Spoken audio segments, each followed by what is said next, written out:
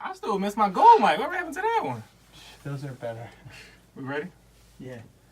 RightonQuelive, we are live. We have my man, Pastor Carl Day in here. How are you, sir? Man, I'm lovely, man. I can't complain. I've seen you in a while, but haven't been on the show in a while. You was on 2 previous times, Hail Mary episode, Word to the Wise. You know, anytime I feel like I need to be cleansed, you know, I just need some like nice, wise wisdom, talk, bring it to you, and you know, have a good conversation. We, meet mutual grounds, compromise, all that shit, whatever. But even more importantly, you've been mad at me because every time we had an episode, every time I've seen you just in passing, you're like, where my body at, Q? Everybody else get about it. You think I'm a pastor, I don't drink. And I'm like, yeah, kinda. That's why. But now I know you're a fellow alcoholic. I finally got the crown for the inspiration. Man, listen, we good now? Listen. No alcoholic. Okay. The word tells us not to be a drunkard, man. But I do give Q a hard time. I'm like, man, I'm not good enough to at least have a drink with my brother, man. So, you know what I mean? And Q hit me up and said, yo, man, I'm going to bring a bottle. So, shout out to Q for keeping his word. And before we even get started, let's take a shot. Talk about it. And just in general, how you been, sir? What you been up to? How's the church going? Are we still a pastor? Yes, we are. We still a pastor, all right? Man, why wouldn't I be, man? The work got to be done, man, at all costs, man. So, Okay, how's the church going? How's the activist work? Because you're not just like some of these other pastors, no shade, just taking from the community and selling out dreams. There you go. You are putting work into community and real activism work, practical shit. To say the least. Absolutely. Listen, man, church is cool, but we're definitely still doing stuff in the community fronts. So, doing work with social justice work. Every Tuesday night, man, we got a defense hub where we take on clients that are fighting against the legal system. So we got folks appearing in court for them, helping doing some mitigation work, man, trying to put some stuff together for them in conjunction with the Public Defenders Association and whatnot. We creating a village of partners where we get supporters from everywhere basically right now as we continue to put more out into the city this year. So we just recently paid for 10 kids this summer to go away to a sports camp, upstate New York. We seeking to actually send 30 out there because, a lot of people talk about violence and create deterrence for violence, but we really trying to be about it. So, at least 1 week out of this summer, we got at least 10 of them right now that's going to go out there, all expenses paid, get away from the city, see something different than the ghetto. And at least ensure their safety and their security for a week in the summer because the summer in the city be crazy. So we working towards getting 30 of them out there and doing even more. So it's a lot of stuff, man, we cooking up. So 2019 is going to be dope, man. Okay, and what is it that makes you feel like it's like just as important to also have the word of the church, word inside the church and have the services and all that and the sermon stuff, but also have it like the stuff that's outside of church, stuff that's on the streets, that's on the blocks, meeting with the people hand in hand and in person. I mean, outside of me coming from the hood and coming from the communities, that's the word in itself. You know what I'm saying? The Bible says faith without works is dead. So like if I'm just out here, if I'm in the church preaching it, but I'm not really doing it outside or putting the work in, how valuable is my faith at the end of the day? You know what I mean? Like, so I feel like, man, it's mandatory. Your works and your words got to match. You know what I mean? So, I'll be a hypocrite. That's what's hypocritical to me. Not when a person falls short or they may sin, because the Bible tells us that everybody has sin within them. But beyond that, when I'm looking up and I just see people talking about this love they got for Jesus, but that love that you're supposed to have for Jesus should compel you to really get out and love on people, because that's what he commanded us to do the most. So it's like if you're not taking care of the injustices around you, the poor, the widows, the children, and helping your neighbor and loving your neighbor, you ain't Christian to me. You know what I mean? I don't care what you say you believe or what you can quote, but that's what it is. Okay. And one thing I've seen recently about, your streets interactions was you like emphasizing healthy communication amongst men, because a lot of shit, especially with the social media factor these days and age, a lot of shit gets misconstrued, blown out of proportion, and men just can't even have communication or really disagree without shit going left. And it's like, I just saw you just talking about how like, why is it that, especially like on social media, like you can say something to someone, it could like be against something or I disagree with what you're saying, and now it's an issue. We have a conflict now. We're like, no, we can just have a civil conversation, like, and we can like come to a civil disagreement in the end of it. Yeah. And what do you think that is, and how do you think we can move past it? I mean, I think the biggest issue, man, just when it comes to healthy communication, the rule number one has to be you know, let's seek understanding more than we seek to be right. You know what I mean? It's like, you know, for me, when I can really just come to a conversation and say, listen, my main goal is to just understand, at least understand where you're coming from. I don't got to get worked up, bent out of shape. I don't have to feel away. You know, I sit in a lot of meetings. I gather and meet and greet with a lot of people nationally. You know what I'm saying? And if I've heard views from people. I've heard views from folk that tell me, white folk tell me they don't believe in white privilege. And, you know, instead of me getting offended because I seek understanding, you know, after talking to people, you know, a dude told me, like, yo, I'm from such and such part of North Carolina. And, like, my whole life we struggled. We were dirt poor. I never experienced privilege. But it's like, had I not sought understanding and just wanted to be right or offended, you know what I mean, fake outrage, I could have just been like mad, ticked off, cussed him out, or, you know, whatever, and not really heard him out, you know what I mean? So I feel like, you know, when we jump on these platforms, if we sit here and say, yo, listen, this is my stance, understand that your stance is not always 100% absolute, you know what I mean? Like, you have to be willing to say, yo, if I'm going to engage with people, rule number one of this healthy communication is, you know, an effective communication is, listen, I can understand you but still not agree with you. You know what I mean? But at least I saw, respect yeah, and respect you, absolutely. So respect's mutual. That's it. And I think that people, that's a lost art nowadays, because on social media, you know, everybody want to have one up on each other. Yeah, just that's it. Yeah. And no matter what, I'm right, and I'm gonna keep spinning what you're saying to stay right. You know what I mean? And it's just like, yeah. So I don't know. And with that being said, I feel I've observed recently also there's a thing where, like, people are scared to, like it's funny, like the latest trend now is like unpopular opinion this, unpopular opinion that. Mm-hmm. But I feel like in general a lot of people are scared to have the unpopular opinion. Like they're scared to be like the odd man out in a conversation. No doubt. Or like, so you move in a lot of circles, moving a lot of different room discussions. What are your thoughts on that? And have you feel like you've always had a sense of comfort as being a communicator and being able to respectfully disagree with someone and still stand firm in your beliefs? Or Oh yeah, for sure. has it always been in you, or you had to work on that? Yeah, definitely. I will say, like, especially within ministry, man, you know, wherever I go, whatever I'm doing, a lot of times I'm normally, A, probably one of the youngest pastors in the room, but also B, one of the most, you know, unique, you know what I'm saying, just because I don't really fit in a lot of people's bubbles, and I don't try to either, you know what I'm saying, like, I mean, you know, Jesus said wisdom proves itself by its deeds, you know what I mean, so, like, you know, what I do and how I move and the things that I do and the impact that we bring speak for itself, you know what I'm saying, so with that being said, you know, yeah, I don't care. I'm cool with, you know, being firmly planted on the truth. And one thing we gotta understand is that everything popular ain't right. You know what I'm saying? So a lot of times people worry about doing what's popular instead of standing on what's right.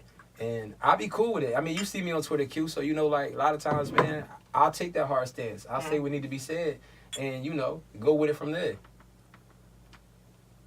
And especially in the regards to religion, because, like I said, like, you're not one of these people who were so devout in your beliefs, but you can still respectfully engage with people in their beliefs, whatever, and that's okay. Like, and but from Muslim or to anybody. Yeah, I got some of my close friends, man. Some of my closest friends are Muslim. You know what I mean? So, you know, yeah, we talk, and sometimes we offline debate. You know what I'm saying? And you know, they don't really win the debates, but talk heavy. But yeah, you know, and they probably listen to the podcast. They know I ain't lying. Mm-hmm. But you know, but yeah, they don't know. You know what I mean? But we still discuss and have that dialogue. You know what I'm saying? And this healthy dialogue. You feel me? Because I'll say this right here, right? That, you know, and some of your followers may, you know, they may take it however they take it. Mm-hmm. But, you know, I still know what I say. Mm-hmm. So with that being said, though, you know, this shows my level of versatility when I talk religion with people.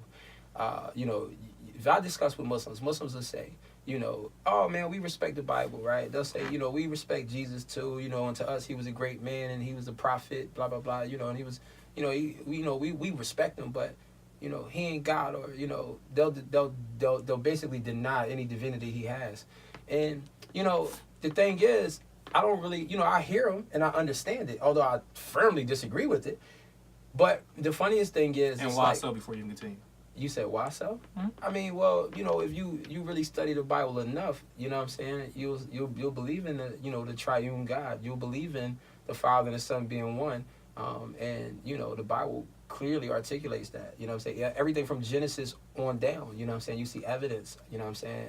In the beginning, where you know, you see the Word of God being active. You see that the Word says the Spirit of God, went above the earth before God even formed it. So, like, you see the Father, the Son, the Spirit at work. You know what I'm saying? Genesis 1 talks about, God said, let us make man in our image. And you see these plural words. And it's like, who is God speaking of other than the same Christ that we seen revealed later on in those later texts when the New Testament came around? So it's like so much evidence, man. You know what I mean? If you going, and it's like, even my Islamic brothers and sisters, they tell me, they believe in Old Testament, they just don't like the New Testament. It's too many messianic references in the Old Testament that speaks about this Christ that's coming in the New Testament. So it was like, it wasn't like he popped up and just made this stuff up. Like everything that he spoke, like if you get a parallel Bible, like everything he spoke, it'll point you back to Old Testament references where this is what they were prophesied, that this Savior, this Messiah was coming. So anyways, I'm saying that to say, right, that like they'll say that, but not understand that technically to one who's easily offended would say that that's totally disrespectful. They'd be like, oh, we believe in him, but he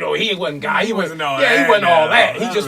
He just was a regular guy. You know what I'm saying? So like that utterance in itself is like one of the most disrespectful claims you could make to one who says, hey, this is my Lord, my Savior, my God. Boom. You know what I'm saying? But I have those discussions all the time.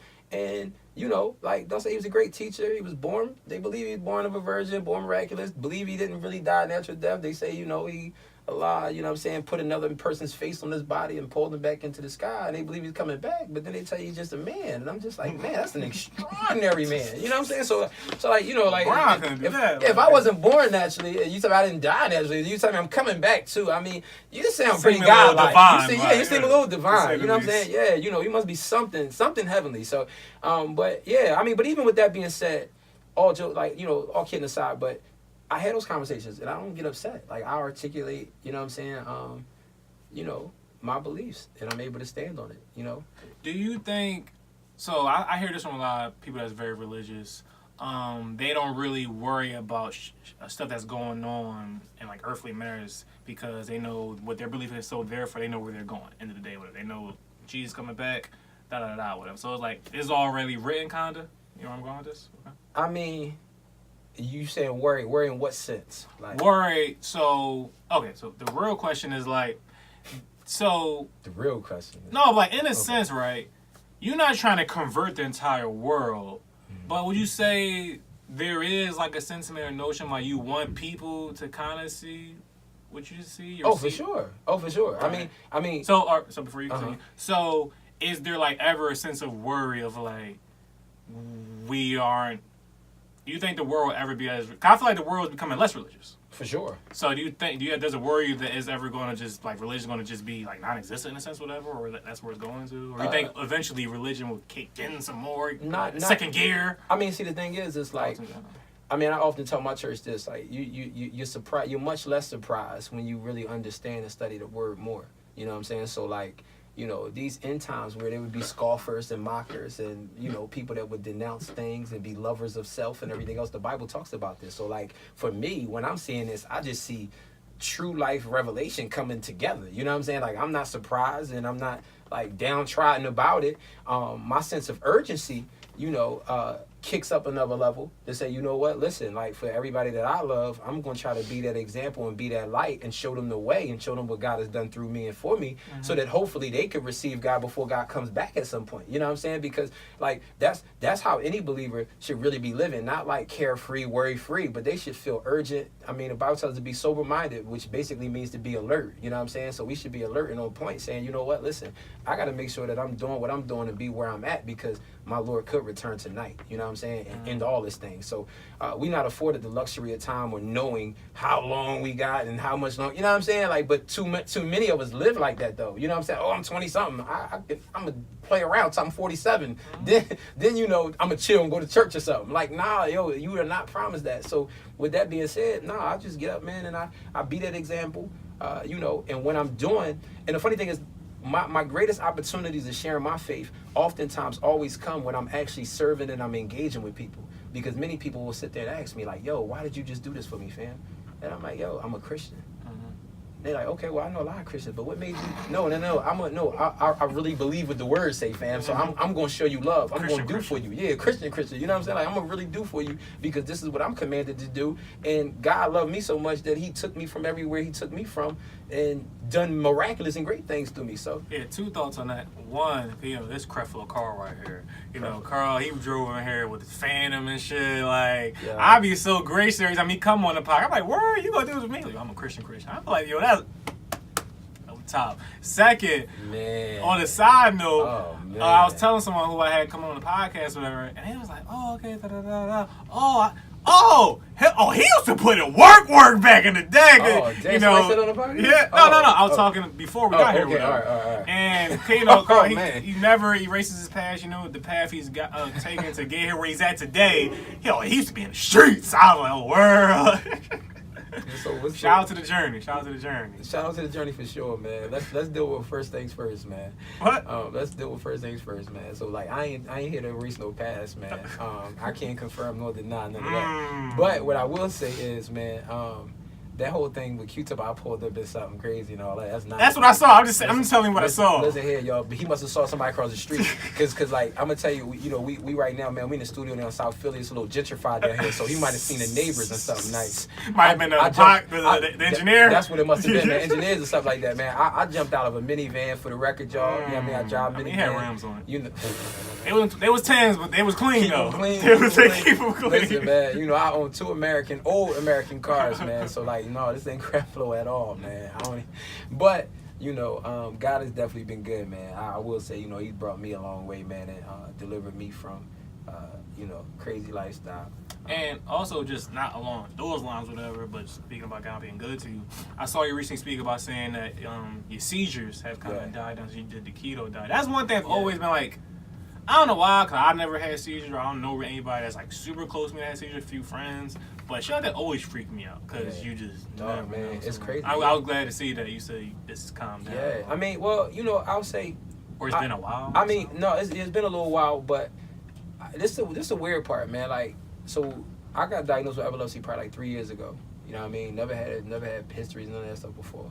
First year, I probably had like 10 seizures, and it was just wild. Because at first, like my first couple times, I didn't even know why I passed out. I just woke up feeling like somebody hit me. You know what I'm saying? Like, true story, y'all. Like, this is a funny thing, real short, quick true story. But the first time I had one, right? This was like, my 5-year-old son, which is now 2. I mean, he was 2 at the time, but he's 5 now.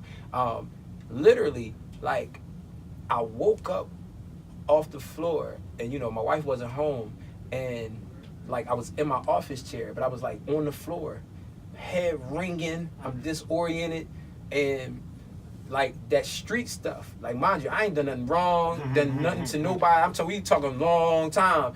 The first thing make me think, I felt like somebody broke in the crib, did something to me. I run to the front door to make sure my front door ain't open. I just wake up on the floor. I don't know how I got on the floor. So I'm literally like freaked out. Like, yo, did somebody come in here and hit me? But my son was asleep. So like, praise God, he was asleep. But yo, I ran to the front door to make sure my front door was cool. I really couldn't explain it. Must be kicked off the hinges. Like, yo, listen, man. So like, I just honestly thought like the first 2 of them, like my wife wasn't around. And I thought I just was like passing out from exhaustion. Like I thought I was just like not getting enough sleep. You know what I'm saying? At the time I was really staying up super late, just grinding, just always working. Like never stopped working. So, and then the third time, that first year, my wife having to be home, I was looking over some sermon notes on a Saturday night, and it happened. And then I woke up, blood all over my t-shirt, bit my tongue all up, and I got like 3 white paramedics in the house. Now this just going to show you street trauma. I'm feeling like it's cops in my house. I'm waking up, my eyes blurry. I just see white men, and I'm looking at her like, why you call people? Like, what's going on? And like they told me like, be your own queen. Yo, man, listen. And they was like, yo, you know what happened? He's like, you had a seizure. So I'm like, seizure? Like, where is this coming from? So, with that being said, man, that year 1 I had 9. Year 2, 2017, I had 2. I had 1 in January, 1 in September. Year 3 last year, I had 1 in January, then I had 1 in August. So it was like, so I praise God that it's only been 2, you know what I'm saying, the past 2 years, like per year. But it was like weird because it was almost the same, around the same time, you know what I mean? So beginning of the year. Beginning of the year. So it was like, and it was wild because Facebook reminded me, you know what I mean? So like 2 years ago, it was January 25th, which is today. And last year was January 22nd. So I don't know. So I've been cool January right now. So I'm hoping to get out of January, man. But anyways, man, yeah. So that just that just started to happen and become a thing, man. But so like what I mean. I've been, but keto been good. Ketogenic diet been cool, man. You know what I mean? Just keep you sharp. I recommend it though for anybody. Yeah, I've heard. I'm familiar with it. I haven't necessarily tackled it yet, but I've heard it's good. You look like you trimming down though, man. Yeah, well, I've been doing that since like the past year. Actually, I started literally this time last year. I call it conscious eating, whatever. Like, I don't really eat as much meat as I used to. Whatever. I used to be like a real junk food person. I don't eat chips like that. Whatever. Your woman got you into this eating? Oh, really? It was me. I got her. I don't know. Kings. True story. I don't know, man. True She ain't here to validate it yet, True though, story. man. So, I lost like 20, 25 No, I'm about to say, pounds. look, man, you look trim, man. You know what I mean? You definitely do. You Shout know out what to the I'm proof. saying? Have you seen this new Killer Mike show on Netflix without I keep hearing about it, man, but I can't do Killer Mike, man. Really? Yeah. Okay, so we're not gonna get into it. But one of his episodes and conversation was about surrounding the image of white Jesus and how it's affected black people and maybe ultimately turned black people off of it. Do you think there's something to that? And if, of course, the whole tithes to slavery, all this shit, whatever, do you think that has had something to do with black people's today's distance to the idea of Christianity specifically? I don't think it. I'm gonna be honest. I don't think it has much to do with their distance to it. I think that a lot of people who call themselves trying to distance themselves from it, distance themselves because of a lot of the narratives and some of the atrocities that the black church in itself has brought forth. True. I think that that whole lazy slave narrative is lazy, and the reason why I say it's lazy because even Killer Mike is lazy because if you really do your research and really read up enough, you understand that Africans were at the forefront of this early Christian movement when the Christian church became the Christian church. You can read up, and some of your earliest manuscripts come from the Coptic church, which was originated in Ethiopia. You know what I mean? Well before a European white man from anywhere came and stepped foot in Africa in 1,000 years later. You know what I mean? Like the church was thriving, in these African countries. So like, I hate that whole slave master religion thing. You know what I'm saying? Because, there are dictators and fools and people who literally, will go ahead and misappropriate scripture to support their narratives all the time. And it's just like, you're not going to do this as if Christianity just started to exist whenever the Atlantic slave trade came into play. Like, that's just stupidity. You follow what I'm saying? So, but I will say, to Killer Mike's point, I will say, though, that the imagery of white Jesus definitely came from a sense of trying to advance white supremacy. I will say that. To create him in that image, you know what I'm saying? So even if you don't make him a black man, but he's a Palestinian from the Middle East somewhere, there's no way Jesus should be looking like Brad Pitt from Troy. Like, there's just no way. You know what I'm saying? Shout out to Achilles, though. Yo, Achilles was my man. That's my movie. That's my movie. You know what I mean? But there's no way. You know what I'm saying? Or no way he's running around looking like, what's the guy, Jared Leto or whatever his name is. Definitely Jared Leto. Yeah. So it's no way he should be looking like that. And then you create these movies. You know what I'm saying? That is all, from a form of, to create this white inferiority complex. You know what I'm saying? Yeah, whitewashing everything. That literally helped advance white supremacy.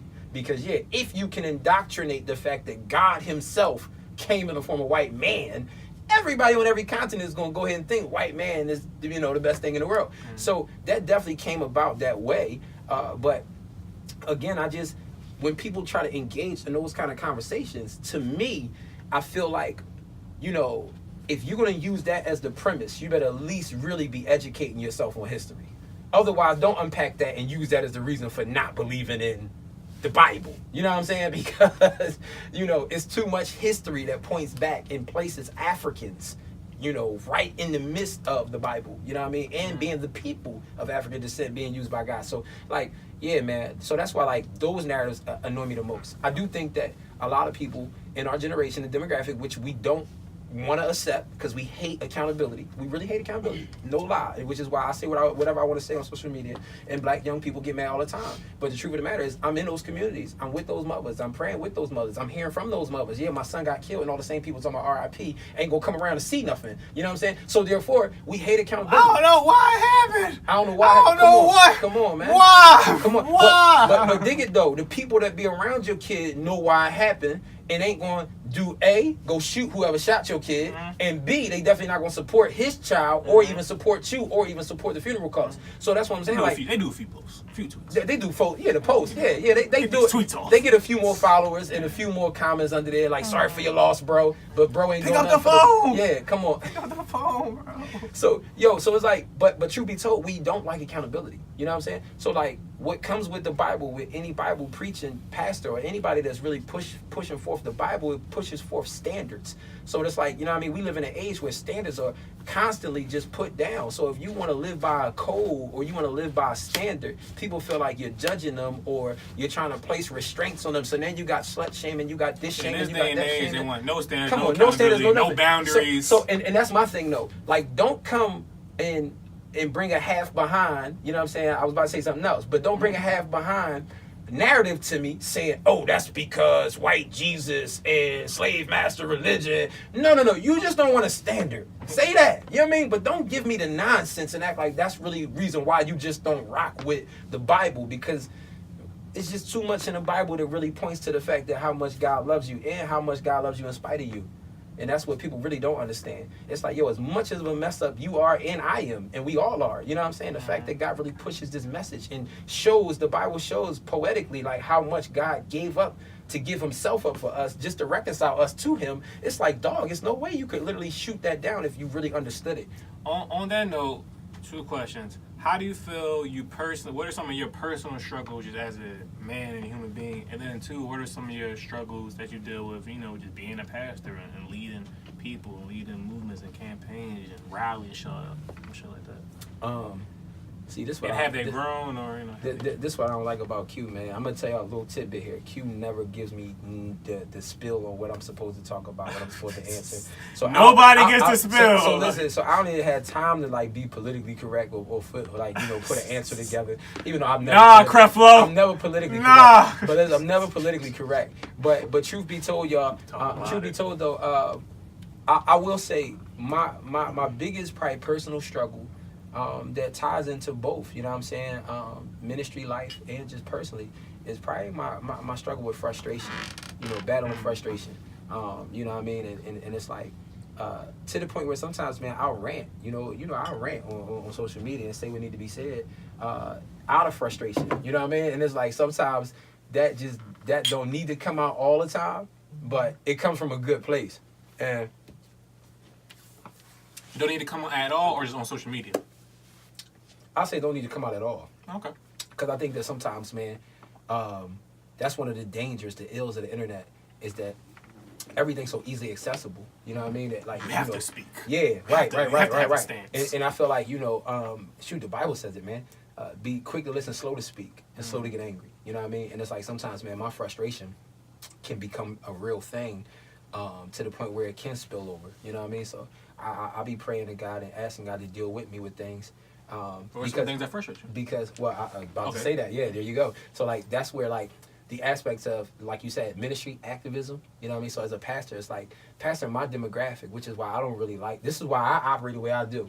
Because I don't let people box me in, because for me, you know, pastors that don't pastor my demographic can't tell me nothing about pastoring this demographic. You know what I'm saying? Like, you know, constantly they use hot button words like millennials. They'll talk about stuff like social justice. Urban? Yeah, urban. The urban ministry. Oh, they kill me with that. These black faces, these black safe faces, and that's what I call them, because you got these black preachers that have put on a pair of corny fit jeans and a button-down blazer and a button-down and a blazer and try to seem hip in front of a bunch of white evangelical circles. And they're looking like Michael Jordan. Dog, listen, that's exactly what they look like. Terrible Michael Jordan fit.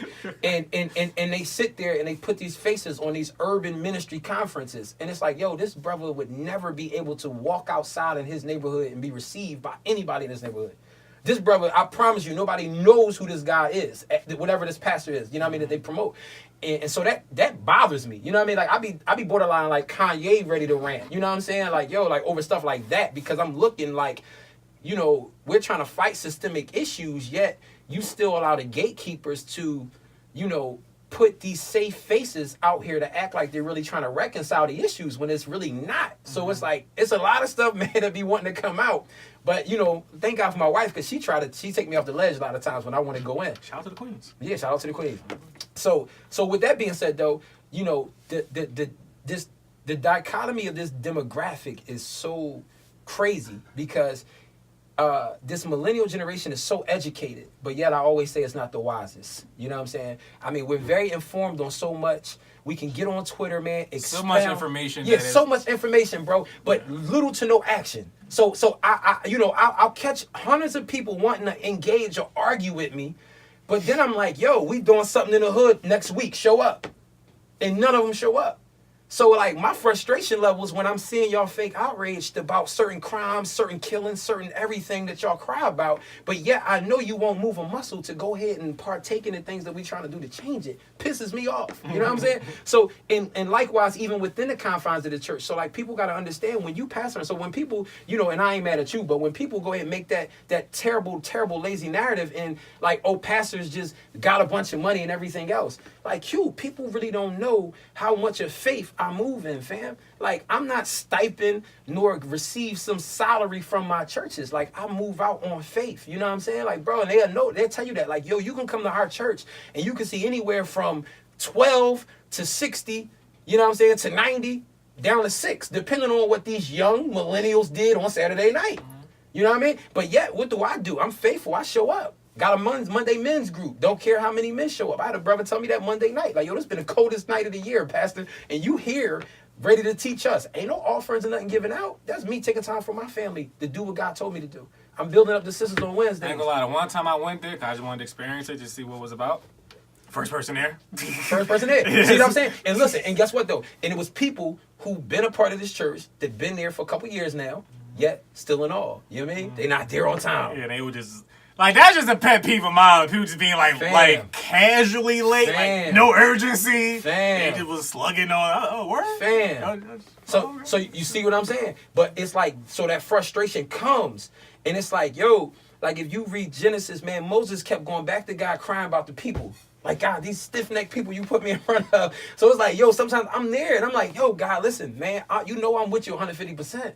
But, yo, this generation, and then yet everybody want to sit out here and try to quote these Umar Johnsons and these fools that don't do a damn thing. Umar got the people for like 500,000. You know what I'm saying? And they want to check him out on Breakfast Club. Ran off on the plug, cuz. And he from Philly, ain't never seen him nowhere.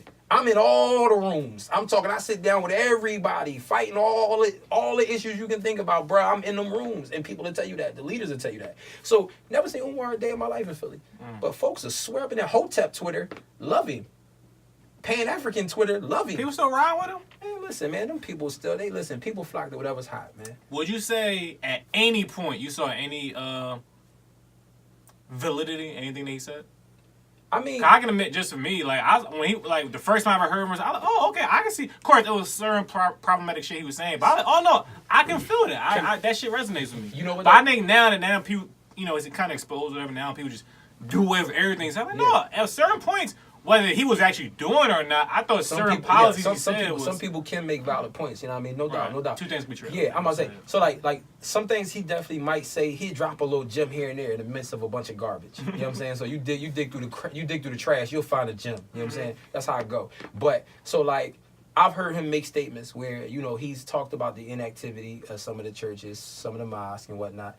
And that's one thing I don't shy away from. You know what I mean? I like, listen, I know that there are people out here who definitely, because for me, again, I just ran down some of the stuff I do. Like, no lie, like, only free day, and it's not really a free day for me that I normally might get, maybe a Thursday. That's it. Every other day of the week, I'm doing stuff. And everybody know this. And it's posted. It's out there. You follow what I'm saying? So, and people will literally, hundreds of people that can vouch online. People that don't go to my church, that don't know me, I didn't know. That's why I got 2 phones. I literally will give somebody a number and say, yo, listen, you know what I mean? That'll reach out and say, I really need to talk to somebody. They'll tell you, yo, Pastor Carl answered the phone for me. You know what I mean? So, like, when I look up and I see pastors sitting there in a place of comfort where they getting salaries and everything else and they really not doing nothing besides showing up on a Sunday, I'm sitting there looking like, bruh, you had no excuse. I'm a father of 3.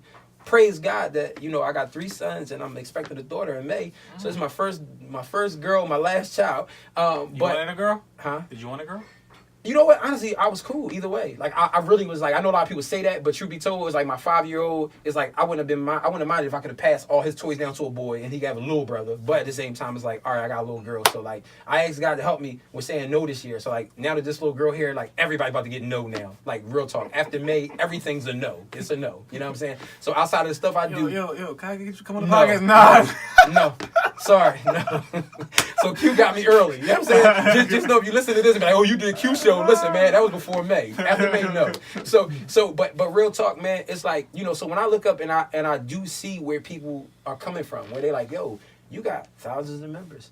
You know what I'm saying? You know, and I think that, truth be told, one of the most problematic things, though, I'll say this, though, in defense to imams and pastors, the leaders of those places of worship, through proper teaching and proper leadership, they should be raising up leaders. So everything shouldn't be on them to be out there anyway all the time. You know what I'm saying? And that's what I'm praying to God for right now. I'm just praying to God for some consistency from these young people, young, opinionated, got something to say, think they know it all. Really? Little consistency from some. You know what I'm saying? But I'm looking for more consistency from people. You know what I'm saying? Because, you know, they talk like they want responsibility until you put responsibility into their lap. You know what I mean? So it's like everybody want to cry, everybody want to talk this, but it's like until their favorite entertainer or celebrity do something, now suddenly they want to go ahead and be concerned or fake concern for the moment. Yeah, and like I actually personally like admire people like you. Because I would say a lot of shit that I think or believe in, I'd be like, I wouldn't want the rest of the world to believe the same shit, because we need balance. I need people to disagree with me or whatever. Because I know, so my point is, like, I admire people like you who are all about the cause and the general health of the well-being of others, whatever. Because me, I think about certain shit, whether it's like somebody today was telling me, oh, you know, like Trump, like the government is not shut down for 3 weeks, something like that. But I'm like, oh, okay, like. Fortunately, I don't have that government job, and nobody close to me personally has it. So my point is, like, at this point in my life, I'm just like very self-driven, and or I should say, the tunnel vision. Mm-hmm. Like, I don't really have the brain capacity to be focused on other shit, whatever. Of course, we all know, like, if something's wrong, it's wrong. Like, it's fucked up no matter what, whatever. Yeah. But so anytime I know people or I see people, like, just have the attention and energy and the focus and be like, no, like, not just me, but I care about other people, make sure everybody else is good. That's really respectable to me, because I don't be giving a fuck and about a lot of shit. It don't even hit me. I just be like, bro, but as long as I'm good right now, I'm just trying to get to where I need to go, and then I think I'll be able to relax and decompress and be like, okay, this world really is fucked up. Like, yeah, this whole planet is on fire right now. But I need to get some shit in order. But you know what I'm gonna tell you? But my point, like, the people you said that they talk a good game and be like, no, I'm with you, man, girl, I want da. But they end up being like that. It's like, stay consistent. Like, be what you are. 94%. 94%. All right, I'm thinking you that right now. 94%. But I'm gonna tell you, you know, honestly, that is the vast majority of people, though. The vast majority, but yet they don't tweet like it. Mm-hmm. They tweet like they really care, and they really, you know what I mean, sensitive. Popular opinions, right. They with the popular opinion, you know what I'm saying? They, you know, because it sounds popular that, oh, women's rights, and this, and that, and blah, blah, blah, blah, blah, blah. You know what I mean? And they will never show up to anything. I'm telling you right now, Q, like, yo, we can spend a week together, fam, and you will go and see that these issues are not just church issues. They're like issues with other leaders and activists in the city that are like, yo, we got this stuff going on, but nobody shows up. Oh, we see them crying about this, so we had a forum discussion on this, and we invited people. People ain't reading flyers. They just want to see half-naked pictures, babies, relationships, and free before 12 hookah night joints. They don't care about, you know what I'm saying, what you're really doing in the community. So, like... I think it's out of pocket still smoking hookah. I gotta let that go. So, like... You gotta let it go. So, like, fam, on a real, though, like...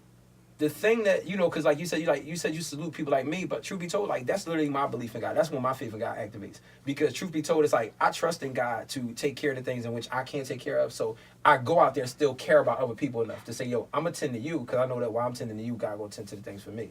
And it's like, truth be told, fam, I've been doing, you know, full-time ministry for like 7 years. And, man, I haven't went without.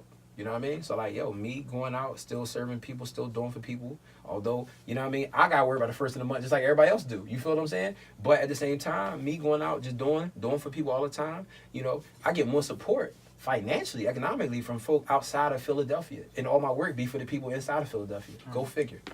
You know what I'm saying? That's how wild it is. But people respect the work that I do in the city. And Pastor Carl, hey, we want to support what you're doing. We love what you're doing. You know what I mean? So, you know, like, that's just what it is. You know. Speaking of money, like you touched on it a little bit earlier, what are your general thoughts and feelings about when people, you know, talk that, you know, thief pastor type stuff, and, you know, Creflo and all these? What are your thoughts when we say, like, yo, pastors shouldn't make this much, or why are they making this much, and all pastors stealing from the people, and so, me personally, like, I don't have a definitive feeling on like how I feel like what should be every pastor's salary mark, or like, but I think it's weird when people say, yeah, a pastor should only make this amount because of like their environment or something like that. So what are your thoughts on that? I think that a person should be paid according to whatever they're worth. Okay. That's what I believe. And what is worth in pastor? So I mean, I will say I will say this, right? If a pastor is counseling folk, don't you pay for counseling sessions everywhere else? And if a counselor sat there and said my sessions is $150 an hour, they pay. You see what I'm saying? I don't got time for therapy. Look, come on, bro. Listen. So you know, if the pastor, well, you gonna lean on the Bible.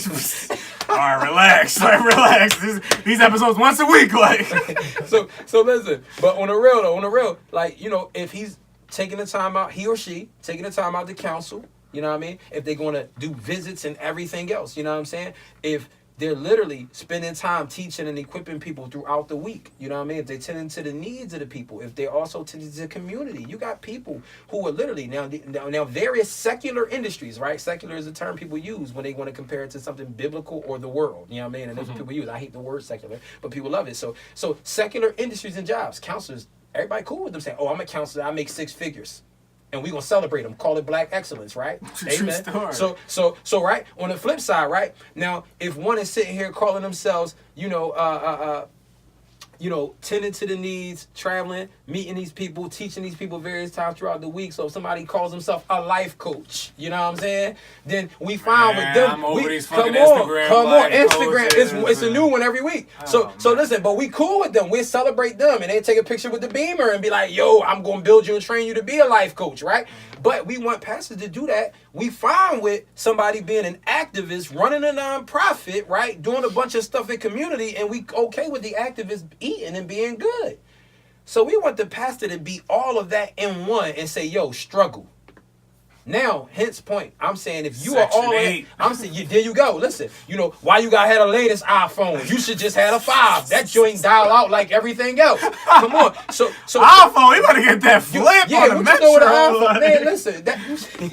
So with that being said, it's like, yo, if you are worth whatever you're worth, and you're literally providing and rendering those services, and you laying your life down, the Bible says that a man should live from the gospel. Now, with that being said, a lot of times when people say that pastors are stealing and all that kind of stuff, 7% of churches are actually mega churches in the country.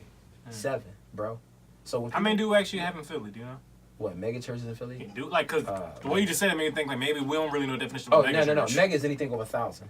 So I'm gonna say right now, there's not many 1,000 people congregations in Philly. You probably think about probably about 5 in Philly that are actually mega churches in Philly. Gotcha. You know what I'm saying? But beyond that, so fam, if 7% of churches are actually mega churches, where's the narrative that all these pastors got all this Bentleys and nice cars and everything else? Not to mention the guys that they actually do cry about, right? I mean, and I don't even like these guys, truth be told. I ain't gonna say I don't like them personally. Okay, y'all, let's get that clear. I don't rock with their theology. So if you talking about your Joel Osteens, your Creflos and stuff like that, those guys can sell books and never touch $1 from the plate. That's just the truth. Now I'm all about truth. Now, if you talking about they teaching, I'm gonna tell you right now, teachings is trash. But I won't call them a crook. Because ultimately, like, they'll sell millions of dollars worth of books. Like Joel Osteen, I don't listen to dude. I don't care to hear anybody that listens to dude. I don't even want to see him on my timeline. But nevertheless, dog, he will drop a book, go sit on the couch with Oprah, and make another $20 million, like in book sales. So to say that, oh, he's stealing from the congregation, that's just stupidity. But has there been pastors who probably definitely misappropriated funds, definitely stole from the flocks, definitely didn't do what they supposed to do with money? Definitely yes. Do you think, because like I said, regardless of my like church attendance in the past like several years, but for a long time I recognized that like this narrative of like, yo, like, why do pastors be all like thirsty for the money? Like I've been like did away with that because like, yo, like this shit ain't free. Like Ain't you know, free, like ain't free at all. so Ain't free at all. like, do you think like is there a fine line of like the congregation encouraging people to pay their tithes or whatever, or is it like no, you should like have their faith and be like it is what it is, whatever comes. I'll say this though, biblically, right? If we love God the way that we say we love God, we should be giving to God freely. Bottom line, you know what I'm saying? And that's where people hate accountability. So like, yo, if I'm gonna get on my Instagram and praise God for my job, I'm gonna go ahead and praise Him for my new crib, all my excess of debt that I'm throwing myself into, you know what I mean? Which is poor stewardship biblically of our money. But yet, every time it's time for me to put in that plate, I'm wrestling or I'm scraping through my 5s and my 10s and giving them the 6 1s just to make myself feel better after I spent more, 10 times as much. I spent $80 on drinks last night. Bruh, I would feel a way, not because I would feel a way that the pastor has to be able to feel like he has to pull or twist somebody's arm to give back. Because like you said, Q, it ain't cheap. That's why if you notice, nationally, many churches have went the mobile route. They rent space instead of being able to afford a mortgage at a big church anymore. Right. Because many people don't give money. You see what I'm saying? There are a lot of pastors who are bivocational, who have jobs, yet, which hence the point why it takes away from their ability to open themselves up to community, because their churches aren't on solid ground because people really don't want to give and people don't give. Another thing is it really the 10%? What is it again? 10%. 10% of it. Yeah, 10%. Is that like in the Bible or something? Yeah, that's in the Bible. That's in the Bible. People gave a tenth. You know what I'm saying? Like, that's in the Bible. So that is biblical. But again, like, you want to ride with the Bible. And then some people will say, okay, New Testament, they don't really focus on tithing. And they talk about giving. You know what I'm saying? But at the same time, in the New Testament, you can't point into a part of the New Testament where Jesus says, do less than what was ever expected. Mm-hmm. You know what I'm saying? Like, you know, he actually made it stricter. You know what I'm saying? Like, Old Testament, you'll see, like, men had multiple wives. Jesus brought it back to the original intention and was like, a man should be a husband of one wife. So for your sisters, it might be like, oh, well, I don't really got to give 10%. You might well go ahead and be like, yo, well, listen, I can have a second wife. Mm-hmm. You know what I mean? Like, yo, if you want to go ahead and do that. But truth be told, it's like, no, it is a matter of the heart. And we, like, again, like, you know, the Bible even says, and I say this in my own church, and people, you know, be surprised, but the Bible says, like, yo, if you giving grudgingly, like, if you giving and you sucking your teeth because it's time to give now, you really don't feel like it, the Bible says, tell the people withhold their gift. Because God ain't honoring it. You know what I'm saying? So, like, truth be told, like, I tell people that. So, it's like, you know, but again, people do got to realize the church bills do cost money. You know what I mean? Like, government don't get people, please, let's get this straight. Forget with these Umars, these Killer Mikes, and these other fools that done jumped on Breakfast Club or anything that they telling y'all. The church does not get nothing from the government. This whole 501c3 thing, you know what that represents? That means, guess what? Listen, you on your own. Because Pico, the gas company, all that, they want their money. They don't care nothing about the fact that this thing say culture changer Christian, none of that. They're like, yes, sir, we need our money. You know what I'm saying? They don't care. You don't get no grants for that. And if they give you grants, they tell you that you can't do nothing religious with the grant money. You know what I'm saying? So that's why churches be tax exempt, because churches got to fend for themselves. They not giving you nothing. They not giving you no building fund. They not giving you a building because you want to be a church. They gonna say, yo, you got to survive on your own. So that's why we're not going to tax you. And that's why we're not going to be in your pocket, because you really got to build your own congregation. We don't care if you got 6 or 600. Your bills is your bills. Your mortgage is your mortgage. So that's why people, you got to fund the missions. You know what I'm saying? And the church should have missions. Like, it should be stuff going on through the church. And a lot of times, a lot of these people that cry about tithes only show up once a week and don't really go to nothing else where the church actually has meetings that's going on where they're doing what they're doing. There you go. They don't, bro. You're not really that invested. They're not invested, right. But they'll go on in line and they complain, you know what I mean, about giving money. You know what I mean? So that's just what that is. I see this topic, this very hot topic comes out every now and then on social media, whatever, so I thought I'd ask you. Oh, Lord. Relax, ain't that too good. What comes first? Your wife or your kids, just generally speaking? Your wife, hands down. And why is that? Your wife, hands down. Ultimately, originally, you know, biblically speaking, husband and wife is the closest relationship that one can have here on earth outside of the one that they have with God. Bottom line. And, you know, the Bible says that the two becomes one flesh. So the wife and the husband together becomes one. Let me tell you, like, outside of the fact that I know that our divorce rates are sky high, God's intention for us wasn't to just be getting divorced all the time and getting married 55 times. But, you know, at the end of the day, you can always bear other children, but your wife is your wife. You know what I'm saying? And ultimately, let's also pose this. You can sit there and try to place your children before your wife like a fool if you want to. And then when your child get 14, 15, 16, 17, and they start getting grown in their mind, and they start giving you their behind the kiss, now you stuck with the person that you kept putting behind that child. Them children get grown and do what they want to do. You know You know what I'm saying? Them children start to get grown early before they actually get grown, and then they still do what they want to do. You follow what I'm saying? So like nowhere ever has God mandated that, you know, children come before the spouse. What about the sentiment of like, this is your flesh and blood, you created them, you're responsible for them in every sense of the word, but it's like at the end of the day, you still saying the wife that's your partner in life. At the end of the day, man, your wife becomes part of you. Your spouse becomes a part of you. The two becomes one. You know what I'm saying? You get married, like, and I think that majority of the time, the people that had that conversation be single, miserable folk. You never see married folk questioning that, debating that, arguing over that. Ever. You know what I'm saying? And it's like, yo, like, just a fact here. You know what I'm saying? My two oldest sons I had, you know, with their mother out of wedlock when I was ripping and running the streets. You know what I mean? My youngest son I got with my wife. But none of them can come before my wife, ever. You know, ever. You know, like, just because that's what God has mandated. I got to hold my wife down, you know what I'm saying? And again, it's just like, the truth is the truth. And when people really do that, they're asking the most minute stuff. So who's going to get a plate first? Come on. What kind of garbage nonsense is so that? y'all at the cookout, and Who plate you get first? Yeah, or who who you making dinner for first? Because it's like, truth be told, what are we really discussing here? You follow what I'm saying? Like, it's no way on God's green earth is my sons ever going to be able to disrespect my wife. Ever. So, like, what are we talking about when we say, okay, who comes first? You know what I'm saying? Like, that makes zero sense to me. You know what I mean? So, like, for people like that, again, it's always single people talking, bro. It's always people that ain't married, you know what I'm saying? Or got a disgruntled marriage. Or I thought you were going to go with, like, they don't have, I'm not going to say they're wrong, you know, so everything's kind of opinion, but they don't have the same beliefs in marriage as you do, or may do. That too. And like, they don't even look at marriage even the same token as, what you just articulated. That, but also they had failed to really see, you know, a great example of what marriage represents before their eyes. You know what I'm saying? So, like, if which is what to you? I mean, you said which is what to me?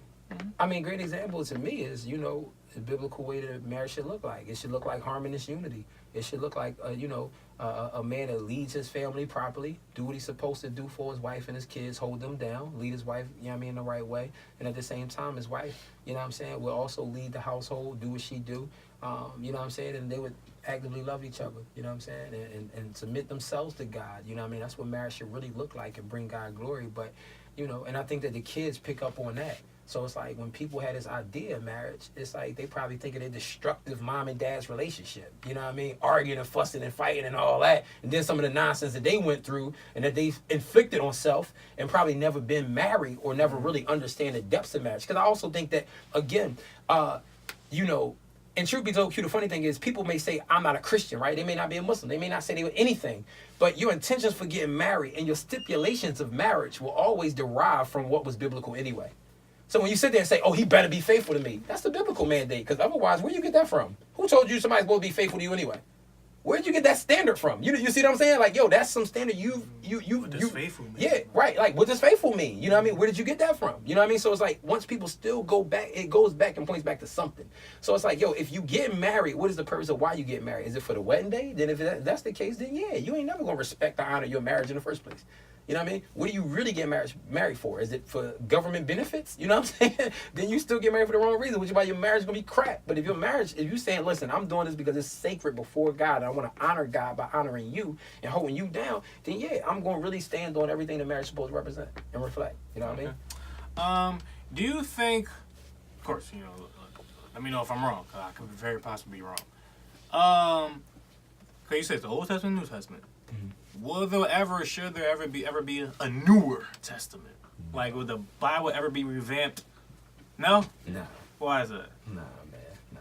You know, unless Jesus himself come back and revamps it, it's never going to be revamped. Explain to me the Old Testament and the New Testament and, like, kind of the differentiations and, you know, quick little summary of distinction between them. Quickest distinction I can make for you, right? Old Testament, literally, the Old Testament really wasn't as intimate as far as relationship was concerned with God. It was, I'm your God, you're my people. Boom. They got instruction, they got the law. They had to literally live and uphold the law, right? The law in itself was created to show that man could never really fulfill the law and uphold the law altogether because we were sinners and we were fleshly, we were messed up, which is why the Bible in the Old Testament continuously showed how many times God people would fall and fail him, and God had to continuously keep coming back and redeeming them, which is why they continue to give blood sacrifices. You had to keep bringing a calf and a cow and everything else because blood literally had to be shed in order to renew the covenant with God. So then you got the New Testament, fast forward, where God says, you know what, listen, I'm tired of this. I'm tired of receiving y'all cows. I'm tired of receiving all this nonsense y'all keep giving me and y'all keep trying to offer to me so that y'all can make peace with me and get back to me. He says, what I'll do is ultimately give up my son. I'll give up myself. So for the sake of the people, I'll go ahead and do this as my act of love because I love y'all so much, right, that I'm going to go ahead and do this now once and for all so that I can redeem y'all and be the atonement for your sins. Because that's why, again, you look at Old Testament and the New, it literally coincides. There's nothing like just made up. So when people refer to Jesus as the Lamb of God or when he came down and he had to shed his blood, that was all just Old Testament cultural tradition. Like you had to bring an animal to the high priest and he had to slay it for you and that blood would go ahead and, that was your way of offering a sacrifice. So therefore, the New pretty much, confirmed what the old was leading to and attributing to, but it was God's final work. It was God's most perfect work to go ahead and say, you know what, listen, I'm going to do this once and for all. And if you would just be able to repent, which means to literally turn away from your ways and return to me, guess what? I'm going to welcome you back with open arms. You know what I'm saying? So like when you start talking about the difference between the old and the new embraces that love, that unfailing love that God has for us. You know what I'm saying? To say, listen, yo, I know I was a sinner. I know I am a sinner, but guess what? I have a chance to be redeemed. You know what I mean? It's hope for me. So I'm going to receive that work. Then also the old, of course, definitely just spoke to Jews being a chosen people. Mm-hmm. The new says, listen, this thing is for everybody who receives me. You know what I'm saying? So the new literally brought back God's original intention to say, listen, you all are my people. You all have a chance to be redeemed. All you got to do is repent.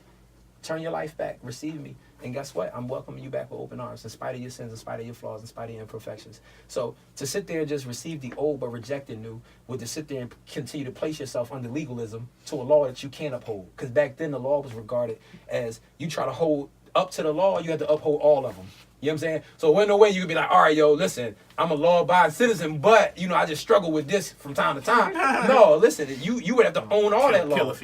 Yeah, right. So, like, basically, so to receive that new, you basically said, listen, I'm under this covenant of grace, where God's grace opened up the door for me to be saved, for me to have a chance to have a relationship with him, and it became much more intimate, man. So, in a nutshell, man, you know what I mean? That's a little old versus new correlation, you know what I'm saying? You know what I mean? I ain't gonna go too hard, man, give you a sermon and all that on here, man. I know you on time restriction.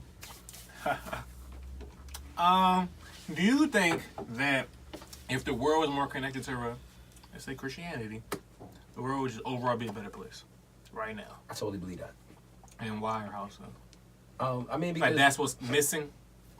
I mean, I feel like this, Christianity is a faith of unconditional, selfless love. You know what I'm saying? So I feel like this world literally lacks the compassion, lacks the care, lacks the generosity, and the charity that Christ really demonstrated, you know what I'm saying? And that he really encouraged and challenged us and convicted us to get out here and do. So I do feel like, because Jesus had the two greatest commandments of all, is to love the Lord thy God with all your heart, your soul, your mind, your strength, and to love your neighbor as you love yourself.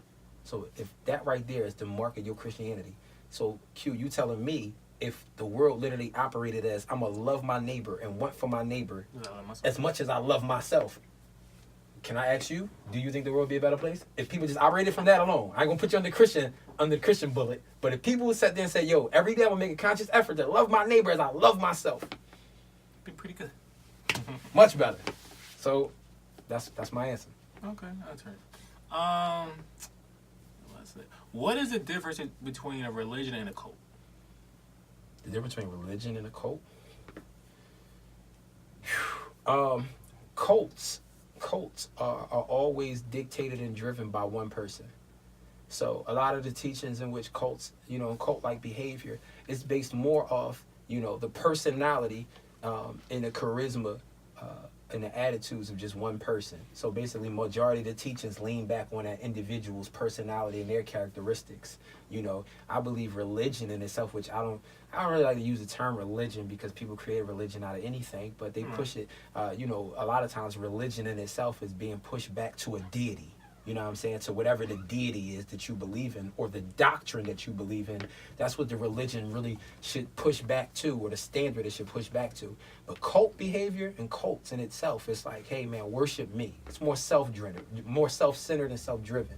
And truth be told, some places with the crosses out front of them operate more like cults than they do like the church. You know what I'm saying? I'm here to admit that. Yeah, because I was watching like a year ago or so, the Scientology Going Clear thing or whatever. Oh.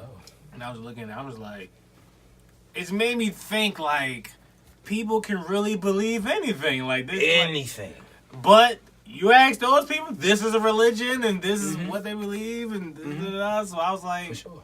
That's what made me think like, what is the line? What is the fine line? Yeah, and I mean, I'll say this. And to them, I forgot the guy's name, but he's their Jesus, I guess. He was here, he died, he whatever. Like, Hubbard, same shit. Ronald, like. Bro, listen, man, I ain't gonna hold you, man. You know, Jehovah's Witnesses. Zach is Scientologist. I see what's going on here. Like, listen, man. Ron Hubbard, Count me out. Yo, listen, man. Jehovah's Witnesses came around like in the late 1800s, bro.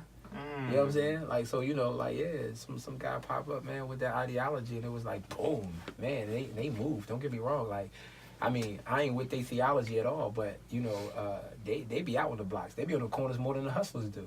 You feel me? Like, listen, the whole witness be out there. They fake it. Listen, man. We want you at your doorstep with listen, if we can get more Christians at doors and on the corners like we do Jehovah's Witnesses, man, shout out to them, man. Get your hustle up, man. Y'all don't really want this money, they really don't, man. You know what I mean? They really don't want it, man. What is, because I could have been, again, I'd be like very tunnel vision. Like, I don't know what the fuck going on a lot of time. What the fuck is a black Israelite? Bro, listen, man. That's a question, man. You gotta really ask them, man. I'm gonna be honest with you. It's like trying to study them, man.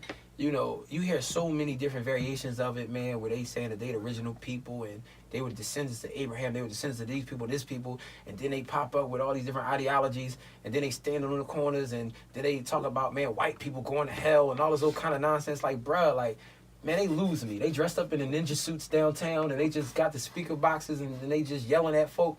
Like, yo, they confuse me, man. You know what I'm saying? Like, yeah, real talk. I can't listen. You know what I mean? One thing I'm a big proponent of doing, man. I usually speak on things I know. I can't figure these folk out. Because if you talk to 10 of them, you're going to hear 10 different, totally different stories. You know what I'm saying? Different scriptures they're going to try to cherry pick from and say, yeah, see, this is what we doing and this is who we are. And see, we the original Israelites. So they're kind of based in Christianity? They allege to really believe in the Old Testament Bible. You know what I'm saying? You know, because of course, like, the Old Testament was written in Hebrew. You know what I'm saying? So, like, you know, they really alleged or profess to believe in parts of that, and they try to use and dictate certain verses to try to validate, you know, their stances. But I be always asking them, but then I get tired of asking them because they act like they're a little confrontational. So then it's like, I gotta remember where I come from. So sometimes I be trying to, you know, hold back and keep myself restrained because they act like they want to be aggressive with some people, and then it's just like, you know what, this conversation is going nowhere. Like the healthy communication like we talked about earlier, ain't no healthy communication with those guys. They don't want understanding. So I'm like, you know what, I gotta let y'all be. You know what I mean? I embrace when Jehovah's Witnesses come knocking my door. They be mad because I keep them for like 35 minutes. Oh, you're that guy. Yeah, I'm asking certain questions. I don't even tell them I'm pastor or nothing. I let them act. You know, I let them come and I start asking questions. So what about this verse right here? Explain this to me. You know what I'm saying? Yeah. My handbook didn't tell me this. This frequently asked question ain't here. You know what I'm saying? So frequently asked question. Yeah. So, you know, they weren't prepared for it. So, like, I keep them around and we actually engage. You know what I'm saying? And then it ends up ultimately ending in like, well, brother, you be to what you believe, and you know. And I'm like, God bless you too. You know what I mean? But Hebrew Israelites, it's like no way. You know, these black Hebrew Israelites and black Israelites and 5%ers and all. It's like literally, I don't know, man. Like, yo, it just depends on whatever weird teacher that kicked whatever knowledge they did to them. Yeah, because it came up recently. I'm sure you probably heard of the Trump kid, the Native American. Oh yeah. And the black Israelites was there. Black Israelites was just like wilding and shit. Inciting it before it even happened, right? And then a lot of people really didn't talk about truth be told. They focused on, because you know, a lot of people were easily triggered by the MAGA hats and all that MAGA shit, whatever. Hats, And me, to be honest, of course, I'm gonna laugh at a meme. Yeah. So like, when I see the little privileged little white boy smiling, looking like Gage. Shout out to the intern. No, I'm like, this is really like a funny little setting, whatever. Yeah. But other than that, though, I'm just like, I didn't really get the outrage. Like, he didn't really do anything that was like so crazy or problematic. And then, like you said, nobody's talking about the Israelites. That was there, gassing it all Yeah. up, saying all kinds of stuff, talking about they believe in Yeshua, talking about Jesus or whatever, but then got this whole distorted version of Jesus and being super aggressive to kids. And like nobody's talking about. Yeah. You know what I'm saying? So like Weird thing. so I definitely feel you on that, bro. I was just like, yo, like these dudes is literally harassing high school kids. You know what I'm saying? Like and you know, for me, I'm just like, color and all that set aside, never is it okay to be somewhere harassing anybody's kids that's on the campus of campgrounds or wherever they are doing whatever they doing. So, regardless if you disagree with their beliefs. Disagree with their beliefs, right. They not hurting you. They not Come even on. bombarding you and shit like that. That's it. They stomping doing their thing or whatever the case may be. They got their hats on and all that. And it's just like, you know, come on, man. Y'all got to find something better to do. Do you play any part in political conversations or, you know, engagements? I attend political engagements. Vote? Listen, man, I attend political engagements, but I will say, I mean, I have voted recently, like for local judge elections. Okay. You know what I'm saying? But it's a lot of other stuff that I really don't respect. You know, part of the voting processes, and even though I work in the lines of alongside of some politicians, I really deal with a lot of them because a lot of them are fake. And the system in itself is fake in a lot of ways, but I do try to, still educate people, you know what I'm saying, on the voting process for people who You believe in the voting process? Truthfully, I really don't. I don't, I don't truthfully trust the voting process because I don't really feel as though, like, there's no real means of accountability with the whole the outcome. You know what I'm saying? Like, how can you truly show us that these polls are accurate? How can we truly believe? You know what I'm saying? You learn enough about the system in itself. But I will say, I don't take away from those who do believe in voting. Because, we recently seen, I think what they said, Trump lost the popular vote, ultimately, but won electoral college, right? That's the wrong person. Oh, I meant the wrong person. Okay, all right. But yeah, so nevertheless, though, but I mean, you can even go back to the Bush and Gore situation, where Bush actually happened to, Florida was the deciding factor. Shout out to Florida. Yeah, I mean, Florida. Yeah. Great old Florida. Florida was the side factor where his brother happened to be governor. You know what I'm saying? And they did a recount, and the next thing you know, Bush gets in office. And I think the whole voting thing, like, it's very interesting when I see so many people, like, I guess, similar to someone like you, definitive in your belief of, God and Jesus per se, but they be like, no, like, we gotta vote because of this and that. I'm like, word? Like, you know that for a fact. And can I answer that, though? So let me say this, though, right? The difference between me really standing firm on my foundation of Christian beliefs and voting in politics, when one try to even compare and contrast the two, every time African Americans have had, progress in America in general, in spite of oppression, was always through people who literally, were firmly rooted and planted in their Christian beliefs. So you go back to your Harriet Tubmans, your Nat Turners. These were people who believed in the Bible, the whole Bible, not what Master said, the whole Bible. You know what I'm saying? You start talking about, all kinds of oppression that we faced throughout the 60s, everything else, all the way up till now. And it's a lot of stuff the church do today that the church really don't get credit for. So the narrative that people put out there, like when I'm at these meetings talking about violence prevention and everything else in Philadelphia, you got more clergy representation than you do any other religious belief. So we gonna put that out there. You know what I'm saying? And I'm in these meetings, and I still can rumble. So I stand on what I say. So heavy, King. Yeah, I still not use my hands. So I stand on what I say. These hands still work? Yeah, they work. So like I stand on everything I say because it's the truth. But the church still has the strongest representation. People talk about Black Wall Street. Tulsa, Oklahoma, when blacks were advanced economically. A lot of the foundations of that was through churches. Churches helped create the foundation of that. You can go back to your first HBCUs and all that. Who do you think helped set that up? Churches. You know what I'm saying? Same Richard Allen that we, praise here in Philadelphia. You know what I'm saying? Not Richard Allen. Yeah, Richard Allen. You know what I'm saying? It was a pastor. It was a preacher and started a lot of the earliest black church, you know what I'm saying? Because we weren't getting the recognition nor the love that we supposed to inside those churches. So a lot of that stuff stemmed from Christian foundational beliefs because of what people believe in the Bible, not the American version or variation. So I am, right, I'm a lot more firm and stronger in the historical evidence that Christianity has had in this fight in the face of oppression than I am into the American government. That old Obama administration, you know, tell me what changed other than symbolism for black people. My life was pretty much the same. Same. My hood was the same. Yeah. Listen, and you talking to a person. Change my mom wait, block. and before the goofies come tweet me later, because they're going to tweet me later because your followers is crazy. But check this out. You talking to a pastor, right? Community activist and leader. Out there. Who out there and who was invited, right? Who sat on conference calls, you know, White House conference calls for the My Brother's Keeper initiative, which amounted to crap in Philadelphia. Dog, couple shindigs, couple networkers and networking events and mixers and all that kind of stuff. And then they would have their White House correspondent reach back out to you. And I've seen $0 come through to any of the orgs that they literally invited to become a part of this. So you what? So before people say, oh, no, but such and such, no. Those the brown nosers that want to look like they doing something, they clout chasing so they can be connected to the White House. Bruh, we got sold on the fact that $90 million from the private sector was supposed to go back to some of these major inner cities so that this My Brother's Keeper initiative was going to be a big deal for black men. Fam, I ain't see $1, which is why I stopped responding to the emails. Went to one shindig and they asked me that I want my logo on a flyer and all that kind of nonsense to say, yeah, we going to celebrate it 1 year. We ain't do ish. We ain't do nothing. No, I don't want my name on that flyer. We working. But see, look, if I'm clout chasing, I want to jump on the gram and say, yo, shout out to the White House and being honored. The logo there. There you go. Yeah, you see working. us. We working. Nah, bro, I'm not with it. But so I'm just saying, that's why. So for me, that position in itself is a puppet to what it is that they want to perpetuate to us anyway.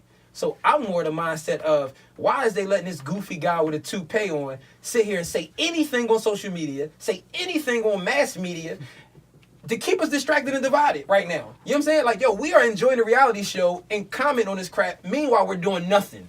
And that be my thing. Like I say, like a part of my tunnel vision is like, for my entire life and existence, my life has pretty much been the same. Like nothing haven't been much variation depending on whoever was in the office. So it's like, I got other shit to focus on. But I'm gonna say right now, but that's the demise of the community.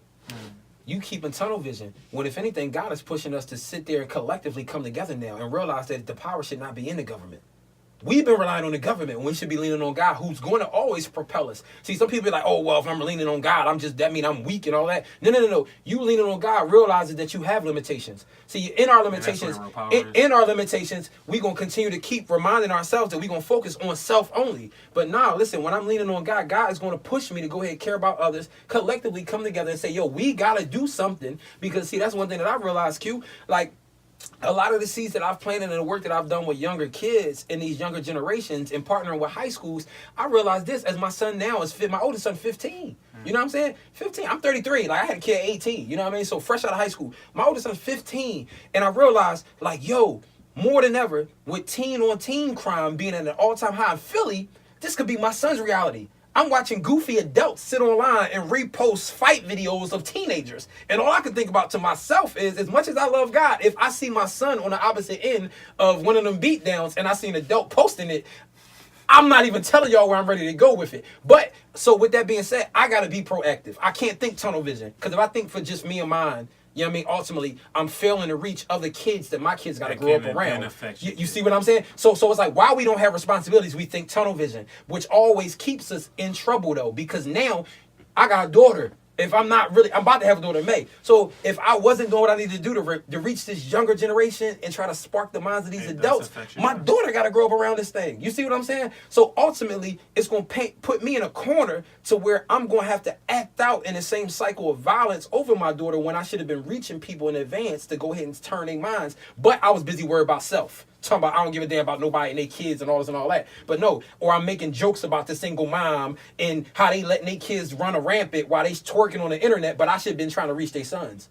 You follow what I'm saying? So like, that's why we can't keep this that tunnel vision mentality, because with the government shutdown, it show us y'all putting faith in something that can shut down the day of tomorrow.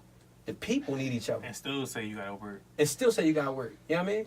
still say, yo, you paid taxes, but we don't know when we gonna give you your income tax refund back. But you gonna keep paying these taxes still. We ain't gonna stop taxing you while the government shut down. We still need our 30% or whatever the percentile is. You know what I'm saying? But that's why the people, you know what I'm saying? And I can even go back into historically with Jewish culture and why Jewish communities still thrive today, because much of that they built on their own thinking community. They built that off the teachings of the Torah. You know what I'm saying? Yo, we going to look out for each other. We don't believe in government handouts, and we going to pay our own taxes within our community, even outside of wherever we dwell at, to make sure our people are okay. You know what I'm saying? And guess what? We're going to build our own because we believe we're supposed to be the head, not the tail, above and not beneath. We're going to be the lenders, not the borrowers. And this is why, guess what? No matter where you put Jewish people at, they thrive because they live off the teachings of that Torah, bro. Side note. Okay. Ain't y'all Jewish?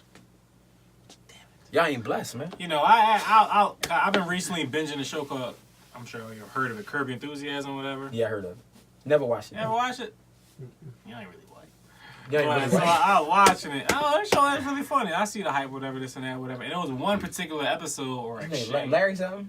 Larry David, yes. Larry David, okay, yeah. And it was like white people, I guess like real white people, like arguing with like Jewish people, Jewish white people. And I was like, oh, so this is light skin versus dark skin debates. Like, it's the same shit. Cause I was like, nigga, all y'all white. Like, what the fuck? But I'm like, why don't y'all get slack for debating and arguing about shit? But we always get slack for debating and arguing about shit. Whatever. But I was just like, to me, it was just very interesting seeing that, like, I feel like people try to blow out or magnify our internal conflicts. But I was like, oh, so white people. I'm gonna tell you why though. Y'all got issues too. But you know why though, bro? Oh, but I see. I saw. But you know I saw behind the curtain. But you know why though? Shout out to Larry David. Because a lot of them were still privileged enough to know their heritage.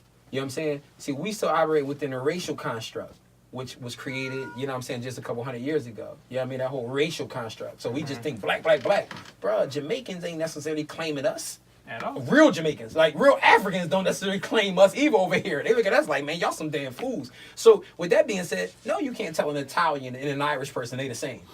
Nah, bro, I'm Italian. I ain't Irish. They Irish. We trying to say you white. No, y'all all the same. Tell a Russian that if you want to. You know what I'm saying? Especially about a Ukrainian. Tell a Russian and Ukrainian, they the same people. They really gonna have a problem with you. So it's like, yo, bro, like, we the only people. All y'all niggas Ivan Drago.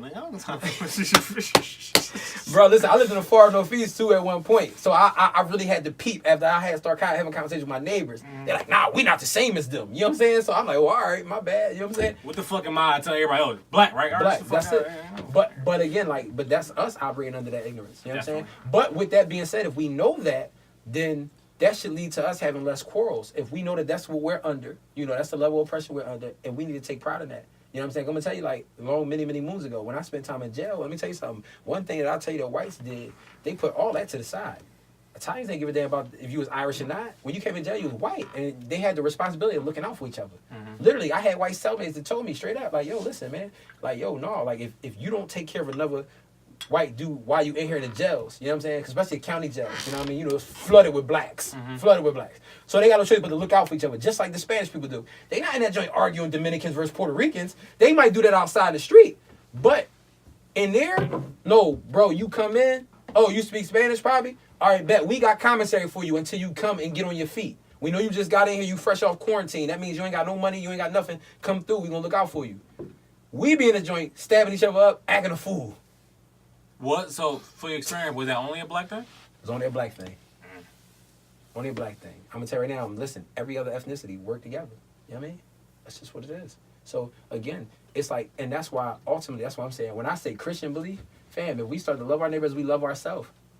Yo, we ain't going to sit there and look down the street and say, yo, well, that started at home, or they need to be doing this. You know she strung out on drugs. You know he locked up or he dead. And you know that kid by himself. Who going to look out for him? Only but so long that he start looking out or looking up, trying to do certain things. It's a youngin' that I started to go ahead and making sure I give a couple hours to every single week. This is stuff I don't speak about. But I'm sharing this because I'm on your podcast and because I got love for you, so you getting this.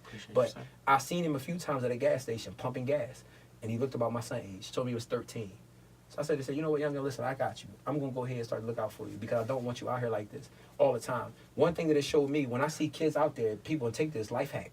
When I see you out there, y'all see kids out there pumping gas, get them as much as you can. When you see them. That's one thing I actually do. I give them bread. I'm like, you don't gonna pump my gas. Nah, I don't never let them pump my gas. But no, I'm talking about past the $5. You know what I mean? Challenge yourself. Stop playing. Challenge yourself. Shout out to Carl. The reason why I'm saying this though, check this out. This real rap right here. Definitely. How many times do we expect a kid to be 13 and say, humble himself to the point where he say, I'm gonna go pump gas and beg for money, and deny him to the point where, how many times we think he gonna get denied? So he say, you know what, I'm gonna go get this pack, sell these drugs, or I'm gonna go get this gun and I'm gonna start robbing these people. You're right. Dog, we ain't got nobody to blame but ourselves. So that little $25 you was gonna spend on drinks, give that $25 to that kid. You're right. That's why I'm going to drink that much. And no lie though, but like whatever our advice is, cause it's like, yo, No, you totally can, right. cause it's like, yo, you at work, if you eat out 4 times a week, you don't probably spend $100 on food just for lunch. What you eating?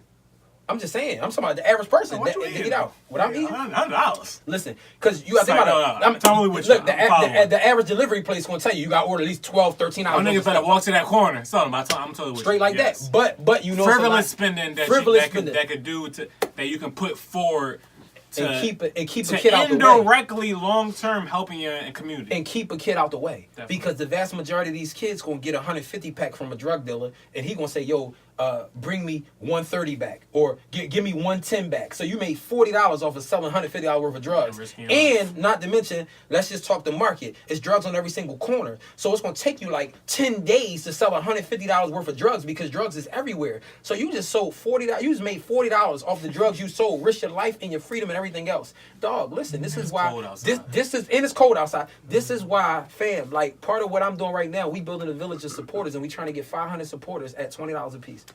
So we can create an influx of 10 grand a month, and we're going to put the money back into communities faithfully and give some of these youngest opportunities, because otherwise I don't want y'all having to shoot up people for measly few dollars. Go to school, do what you got to do. Mm-hmm. But we also going to put you to work so you can do some positive things in the community. Keep your nose right, keep your head clean, man. You know what I'm saying? And we going to look out for you. Okay. And one last thing before we go. Do you think race plays any part or a big part in the religion? No, I saw some people saying like, yo, like, same with therapy. I saw people like, yo, if you're black, you shouldn't go to like a white therapist, and if you're black, you shouldn't go to like a black, deal with a black pastor or bishop or anything like that. You think that plays any part, or like, no, wherever your heart takes you, wherever your faith takes you, just go? I think wherever the truth being preached, you go. Mm-hmm. I ain't playing a race card with it. You know what I'm saying? Because I see a whole lot of black pastors, you know, shucking and jiving. You know what I'm saying? A lot of them doing a lot of emotionalism, you know, like getting you all hype into the antics and doing all this hollering and all that kind of songs. Stuff. Yeah, a lot of songs, a lot of all that. And you know, it ain't really giving you no truth. So it's like, I want people to go wherever truth is. You know what I mean? So, you know, my prayer, my hope would be is that, you know, more people within the context of that community. So anybody that's planted in that community. Because, you know, I'll tell you, it's good white people, it's good Spanish folk out there that'll live right in that direct community, serve that community, and that'll give you truth. Be there. Don't sit there and limit yourself and say, no, I need to be in front of somebody black. You know what I'm saying? No, I need to be somewhere where it's truth at. That's really going to help transform me and propel me and get me involved to do the things that I need to do. You know what I'm saying? So, you know, yeah, I'm totally for that. You know what I mean? But I'm also totally for, like, yo, just come visit me at church. But you know what I mean? At the end of the day, you know what I mean? No, like, listen, go where the truth is preached at. Like, make sure they actually had a Bible open and they're literally teaching through the text of what the scripture says. Even if it's an iPad. And pushing you, huh? Even if it's an iPad. Oh, yeah, for sure. Even if it's an iPad. Shout out your technology. Yeah, oh, definitely shout out for technology. It's much lighter to carry. You know what I'm saying? Carrying a big level Bible and all that, you know what I'm saying? In your backpack or your bag, whatever. Like, no, listen. So, no, but seriously, make sure they walk you through the verses, through the word, you know what I mean? And you still investigating the scriptures for yourself. And also, one last thing real quick as well. What do you think about anybody with the sentiment of like, yo, like, you know, Jesus coming back or God coming back or the world in on this shit, whatever. I'm just trying to make it right now. Like, I'm just trying to get to where I'm going to go. I'm trying to live for the day. Like, I don't got time to worry about what's afterlife. I'm trying to live right now. What are your thoughts to that? My thoughts to that is that's foolish. That's foolish because, bro, we live in Philly. You know what I mean? So, like, people die every day in Philly. Facts. Car accident, killings, robbery. Fam, we just saw a 61-year-old man in North Philly get shot in the mouth for $20. Q, that could be you and me. They can shoot a 62-year-old. They definitely gonna shoot us. and really probably expect to get an iPhone out of it. You shot a 60-year-old man trying to rob him. You know you lucky if you get a flip. You know what I'm saying? So with that being said, they got $20 out of the deal, and allegedly it was like 4 of them. So me living for today. It was 4 of them. Yo, it was 4 of them. So you know, and if they listen to this podcast, I don't want no trouble. So please don't shoot me. Please don't, niggas. Like, dog. So y'all niggas liable to do anything. Anything. So you know, and old head said he had $20, fam. You know, it's a miracle he alive because he got hit through the mouth. That's all I'm talking. Yeah. You know, yeah. So I'm talking. So with that being said, you know, that whole live for today mentality is foolish because what conditions are we leaving our peoples in? You know what I'm saying? Afterwards. I teach my sons all the time, man, we legacy leading. My oldest son had my name, so I tell him all the time, you can't do nothing dumb. Because they say, Carl Day did such and such. You know what I mean? My oldest 15, 3 years from now, 18. So they're going to be like, Carl Day, boom. It's like, the pastor? No, the pastor's son? Boom. And it's like, no, fam, listen, we legacy lead. Yo, yeah, we legacy lead here. So, like, we don't think just living for today. You know what I'm saying? If anything, we going to think living for today, we going to make the most out of today by giving God everything we got because we know that he can come back tonight. Forget the fact that, yo, I'm only worried about today. If you worry about today, then you should be worried about today thinking like, yo, if God come back now, if you're a believer, you know what I mean? If God return tonight, what state of life he going to catch me in? Am I in the wrong person's bed? Am I, you know what I mean, hustling, doing the wrong thing? Am I not even really rocking with him and I'm serving the devil, doing what I want to do? Is that how you going to catch me? You know what I mean? And that's just like, that's my humble reminder every single day. You know what I mean? Not to say I get it right, because I don't get it right all the time. Trust me, I repent every day just like anybody else does. Because the Bible said we can even sin in our thoughts. You know what I'm saying? So that's why I don't play the Explore page and none of that stuff too long. You know what I mean? So you know, but with that being said, you know, I literally sit there and be cognizant of that. You know what I mean? So, yo, we got to be mindful. So every day we should be urgent into saying, today, I'm going to make today, you know, my mission to love my neighbor as I love myself. Get out here and do better for people. Appreciate that. As always, great conversation, great vibes, great wisdom. I ain't going to let him plug all his shit because a lot of shit, whatever. You got any questions, just Google, Twitter, or Instagram, Pastor Carl Day, and you're going to find everything you need to know. Take that shot real quick before we done, whatever. Appreciate you, sir. I'm going to call this shit Legacy Leading. That's the name of this episode. RightonQuelive, talk about it. We out. Shout out to you, man. Thank you. Thank you, brother.